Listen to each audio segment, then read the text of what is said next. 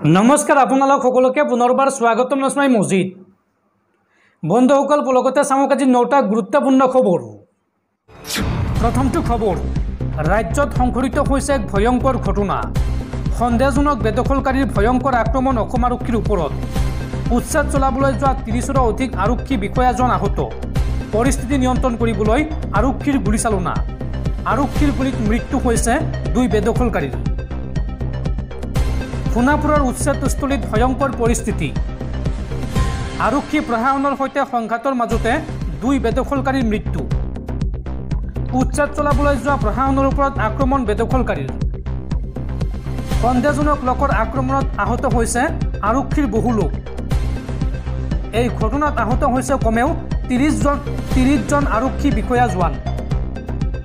চোকা অস্ত্ৰৰ আঘাতত গুৰুতৰভাৱে আহত হৈছে কেইবাজন আৰক্ষী। কেইবাজন আৰক্ষীৰ ভাঙিছে হাত ভৰি। আৰু লগতে সোণাপুৰৰ চক্ৰ বিষয়া তথা দণ্ডাধীশ নিতুল খাটনিয়াৰ আহত হৈছে। উচ্ছেদ চলাবলৈ যোৱা কেইবাজন আৰক্ষী নিখোজ হৈছে আৰু আত্মৰক্ষাৰ বাবে আৰক্ষীয়ে শূন্যলৈ গুলীচালনা কৰে। আৰু আহত আৰক্ষী কেইজনক বৰ্তমান সোণাপুৰ চিভিল আৰু GMCHলৈ প্ৰেৰণ কৰা হৈছে। সন্দেহজনক বেদখলকাৰীয়ে ভাঙিলে আৰক্ষী প্ৰশাসনৰ কেইবাখনো বাহন। উল্লেখযোগ্য যে বিগত তিনিটা দিনে শান্তিপূৰ্ণভাৱে চলি আছিল সোণাপুৰৰ কচুতলিৰ উচ্ছেদ অভিযান। কিন্তু পৰিকল্পিতভাৱে আজি হঠাৎ আৰক্ষীৰ ওপৰত জঁপিয়াই পৰে বেদখলকাৰীসকল আৰু আৰক্ষীয়ে পৰিস্থিতি নিয়ন্ত্ৰণ কৰিবলৈ গুলীচালনা কৰে। আৰক্ষীৰ গুলীত মৃত্যু হৈছে হাইদৰ আলী আৰু জোৱাহিদ আলী নামৰ দুগৰাকী ব্যক্তিৰ। পৰৱৰ্তী খবৰ ৰাজ্যৰ লাখ লাখ নিবনুৱা যুৱক যুৱতীলৈ ভাল খবৰ। এইবাৰ ৰেল বিভাগত ওলাইছে হাজাৰ হাজাৰ পদ। একেলগে ৰেল বিভাগে বিজ্ঞাপন প্ৰকাশ কৰিছে 12,000 চাকৰিৰ। অহা 14 ছেপ্টেম্বৰৰ পৰা কৰিব পাৰিব আবেদন। আজিয়েই সাজু কৰক আপোনাৰ নথি পত্ৰ। ৰাজ্যৰ চাকৰি প্ৰত্যাশী যুৱক যুৱতীৰ বাবে ভাল খবৰ আহিছে। এইবাৰ ৰেল বিভাগত খালী হৈছে 12,000 পদ। ৰেল বিভাগে এই সন্দৰ্ভত জাৰি কৰিছে বিশেষ বিজ্ঞাপন। সাজু কৰক আপোনাৰ নথি পত্ৰ। 14 ছেপ্টেম্বৰৰ পৰা কৰিব পাৰিব আবেদন আৰু আবেদনৰ শেষ সময়সীমা হৈছে 13 অক্টোবৰ। 18 পৰা 34 বছৰ বয়সৰ ভিতৰৰ যিকোনো প্ৰাৰ্থীয়ে কৰিব পাৰিব আবেদন। Ticket supervisor, station master, junior account assistant typist, senior clerk typist, junior ক্লাৰ্কৰ বাবেও খালী হৈছে পদ আৰু ইয়াৰ বাবে আবেদন মাচুল ধাৰ্য কৰা হৈছে 500 টকা। SC, ST আৰু বিশেষভাৱে সক্ষম আৰু তৃতীয় লিংগৰ ব্যক্তিৰ বাবে আবেদন মাচুল 250 টকা। ৰেল বিভাগৰ অফিচিয়েল ৱেবছাইটত এই সন্দৰ্ভত সবিশেষ তথ্য জানিব পাৰিব। লগতে অনলাইনত আবেদন কৰিব পাৰিব। পৰৱৰ্তী খবৰ অসমৰ সংখ্যালঘুৰ নিৰাপত্তাৰ দাবীত দিল্লীত উত্তাল প্ৰতিবাদ। সৌদ অসম সংখ্যালঘু ছাত্ৰ সন্থা চমুকৈ আমচুৰ। আমচুৱে প্ৰতিবাদ সাব্যস্ত কৰি মন্তব্য কৰি কয় যে মুখ্যমন্ত্ৰী হিমন্ত বিশ্ব শৰ্মাৰ দিনত অসমত নিৰাপদ নহয় মুছলমানসকল আৰু সংখ্যালঘুৰ দাবী নামানিলে সৃষ্টি হ'ব ভয়াৱহ পৰিস্থিতিৰ। এই হুংকাৰ আমচুৰ। মুখ্যমন্ত্ৰী হিমন্ত বিশ্ব শৰ্মাৰ দিনত নিৰাপদ নহয় অসমৰ মুছলমান। এই মন্তব্য সৌদ অসম সংখ্যালঘু ছাত্ৰ সন্থা চমুকৈ আমচুৰ। অসমৰ সংখ্যালঘুৰ নিৰাপত্তাৰ দাবীত দিল্লীত উত্তাল প্ৰতিবাদ আমচুৰ। আমচুৱে লগতে মন্তব্য কৰি কয় যে সংখ্যালঘুৰ দাবী নামানিলে অসমত সৃষ্টি হ'ব ভয়াৱহ পৰিস্থিতিৰ আৰু ইয়াৰ বাবে দায়ী হ'ব মুখ্যমন্ত্ৰী হিমন্ত বিশ্ব শৰ্মা। নিৰ্মমভাৱে অত্যাচাৰ কৰা হৈছে অসমৰ সংখ্যালঘু লোকসকলক। হিন্দু মুছলমানৰ সমন্বয় নষ্ট কৰিছে এইখন চৰকাৰে। সংখ্যালঘুক উচ্ছেদ কৰি মৌলিক অধিকাৰৰ পৰা বঞ্চিত কৰিছে বিজেপি চৰকাৰে। চৰাঞ্চলৰ লোকক কিয় ভূমিৰ অধিকাৰৰ পৰা বঞ্চিত কৰা হৈছে? অসমৰ সকলো ঠাইতে সকলো লোক যোৱাৰ অধিকাৰ আছে। মুখ্যমন্ত্ৰীয়ে সংখ্যালঘুক উজনি অসমলৈ যোৱাত বাধা আৰোপ কৰিব নোৱাৰে। চক্ৰান্তমূলকভাৱে সংখ্যালঘুক ডিটেনশ্যন কেম্পত বন্দী কৰা হৈছে। দিল্লীত আমচুৰ উদ্যোগত বৃহৎ প্ৰতিবাদী কাৰ্যসূচী ৰূপায়ণ কৰা হয় আৰু প্ৰতিবাদ সাব্যস্ত কৰি এই হুংকাৰ দিছে আমচুৱে। দৰ্শকসকল আৰু বহুতো গুৰুত্বপূৰ্ণ খবৰ আছে। তাৰ আগতে আপোনাক জনাওঁ যে যদি আপুনি এতিয়ালৈকে এইটো ভিডিঅ'ত লাইক কৰা নাই তেন্তে এতিয়াই ভিডিঅ'টোত লাইক কৰি দিয়ক আৰু এনেকুৱা ধৰণৰ ভিডিঅ'সমূহ নিতৌ চাবলৈ চেনেলটো ছাবস্ক্ৰাইব কৰি কাষত থকা বেল আইকনটো প্ৰেছ কৰি ৰাখক। পৰৱৰ্তী খবৰ, ট্ৰেডিং স্কেমে আজিও জোকাৰিছে ৰাজ্য। 5 দিনৰ আৰক্ষীৰ জিম্মালৈ প্ৰেৰণ সুমি বৰা আৰু তাৰ্কিক বৰাক। সত্ৰ ন্যায়াধীশৰ আদালতত হাজিৰ কৰোৱা হয় বৃহস্পতিবাৰে সুমি আৰু তাৰ্কিকক আৰু তাৰ পিছতে 5 দিনৰ আৰক্ষীৰ জিম্মাত প্ৰেৰণ কৰা হৈছে সুমি আৰু তাৰ্কিকক। এতিয়া বিশাল ফুকনৰ প্ৰবঞ্চনাৰ তথ্য বিচাৰি মাৰাথন জেৰা চলোৱা হ'ব দুয়োকে। 5 দিনৰ আৰক্ষীৰ জিম্মালৈ প্ৰেৰণ সুমি আৰু তাৰ্কিক বৰাক। আৰক্ষীয়ে 7 দিনৰ জিম্মাত বিচাৰিছিল দুয়োকে। সত্ৰ ন্যায়াধীশৰ আদালতত হাজিৰ কৰোৱা হৈছিল সুমি আৰু তাৰ্কিকক।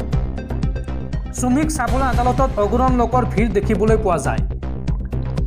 আদালতলৈ নিয়াৰ পূৰ্বে স্বাস্থ্য পৰীক্ষা কৰোৱা হয় দুয়োকে। উল্লেখযোগ্য যে 11 দিন পলাই থকাৰ পিছত বৃহস্পতিবাৰে আত্মসমৰ্পণ কৰিছিল সুমি আৰু তাৰ্কিকে আৰু এতিয়া মহাপ্ৰবঞ্চক বিশাল ফুকনৰ প্ৰবঞ্চনাৰ তথ্য বিচাৰি মাৰাথন জেৰা চলোৱা হ'ব দুয়োকে। পৰৱৰ্তী খবৰ, ৰাজ্য কঁপাই যোৱা APSC কেলেংকাৰী তদন্ত প্ৰক্ৰিয়া সম্পূৰ্ণ। SITয়ে দাখিল কৰিলে চাৰ্জশ্বিট। APSC কেলেংকাৰী অন্তিমখন অভিযোগনামা দাখিল কৰিলে SITয়ে। 156 পৃষ্ঠাৰ অভিযোগনামা দাখিল তদন্তকাৰী বিষয়া উপেন কলিতাৰ। 23 জন ৰাজপত্ৰিত বিষয়াৰ নাম আছে এই অভিযোগনামাত, কিন্তু ৰহস্যজনকভাৱে অভিযোগনামাৰ পৰা নাম বাদ পৰিল প্ৰায় 9 জন অভিযুক্ত বিষয়াৰ। উল্লেখযোগ্য যে ইয়াৰ পূৰ্বে IPS প্ৰতীক থুবে দাখিল কৰিছিল চাৰ্জশ্বিট, কিন্তু সেই চাৰ্জশ্বিটত আহুৱা থকা বুলি ঘূৰাই দিছিল ন্যায়ালয়ে আৰু আহুৱাপূৰ্ণ অভিযোগনামাত নাম সন্নিৱিষ্ট কৰা নাছিল বহু অভিযুক্তৰ নাম। সেয়েহে থুবেক দায়িত্বৰ পৰা অপসাৰণৰ নিৰ্দেশ দিছিল বিশেষ ন্যায়াধীশে।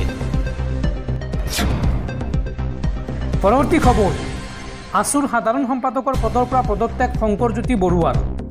শেহতীয়া বিতৰ্কৰ পিছতে ছ'চিয়েল মিডিয়াত আছুৰ পৰা অব্যাহতি লোৱাৰ কথা ঘোষণা শংকৰজ্যোতি বৰুৱাৰ।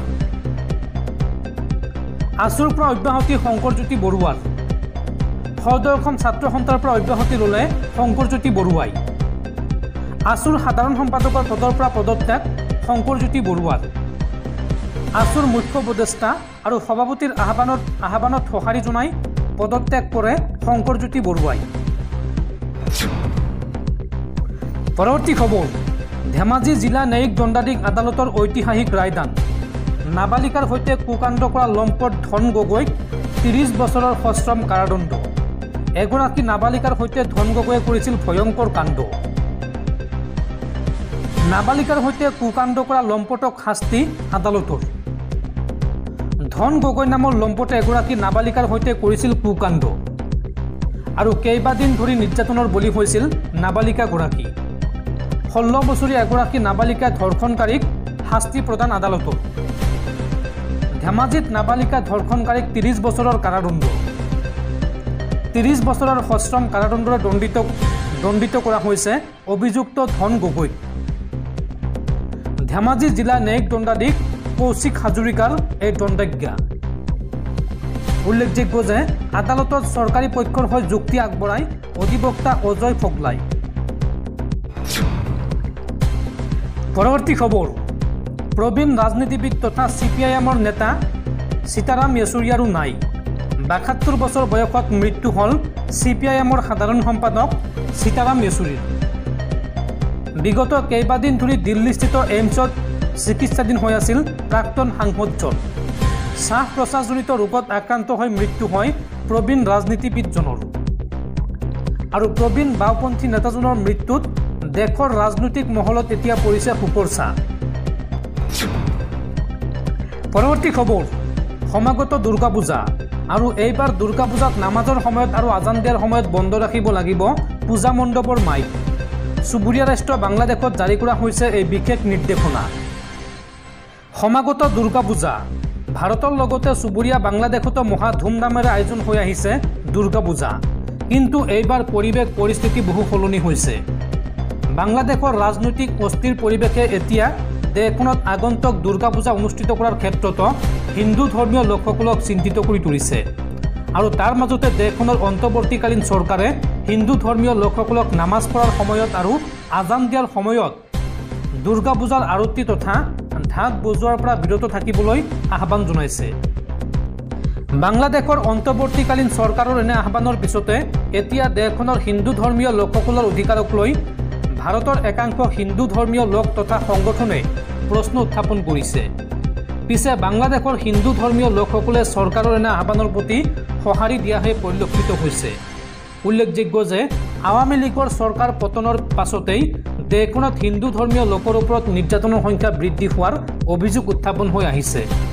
আৰু তাৰ মাজতে নোবেল বঁটা বিজয়ী মহম্মদ ইউনুছৰ নেতৃত্বাধীন চৰকাৰৰ এই আহ্বানে এতিয়া বিষয়টোক যথেষ্ট চৰ্চাৰ মাজলৈ লৈ আহিছে।